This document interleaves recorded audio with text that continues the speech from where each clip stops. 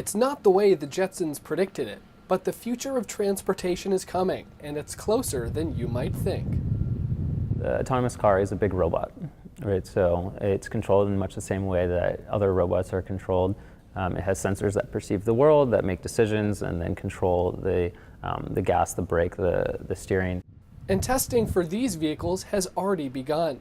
The greater Boston area has become the hub for this technical innovation.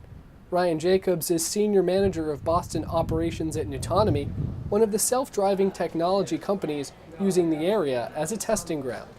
It's really important for us to be in the urban environment.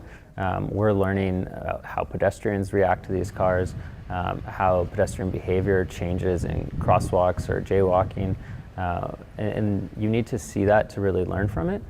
So it's important for us to be on the road daily, learning the ins and outs and the nuances of the Boston streets. Now Arlington is the latest town to address the topic. Residents were invited to a forum at Town Hall to discuss the implications of these vehicles and to inform residents about the technology. For a lot of folks, I mean, this probably seems very futuristic when we talk about self-driving cars, autonomous vehicles. But anybody who's seen the ads or has one of the latest model cars, you realize that a lot of this technology that supports this is already here. The forum featured speakers from the U.S. Department of Transportation, Metropolitan Area Planning Council, and the Conservation Law Foundation. Topics range from what autonomous vehicles actually are to the potential impacts to public infrastructure, the possible economic impacts, as well as a question and answer period. But many questions can't be answered just yet. How do consumers interact with autonomous vehicles? And does this mean that people will own fewer cars? Will these cars have the ability to go park themselves? So do we need, for example, a lot of parking in downtown Arlington? So right now the big thing is we're trying to really get our arms around these issues and try to understand the implications and get our cities and towns to be thinking about this and bake this into their planning. So as towns and cities do master plans and long-range plans, they think about these things. And Arlington residents are already starting to think about some of the possible implications.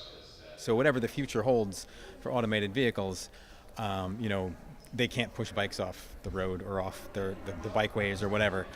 So that's a huge issue for me. Making sure that autonomous vehicles are leveraged as a tool to improve environmental conditions. So, making sure they're electric, making sure they're shared, and that from that we get improvements in both local pollutants and global greenhouse gas emissions.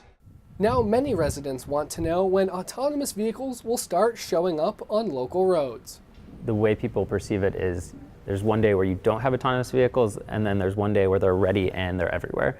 And it really is a progressive rollout. So you might have autonomous vehicles in a local area under certain weather conditions, and then you can all of a sudden start testing in a bigger area or in a separate market or under more extreme weather conditions. And that will slowly roll out.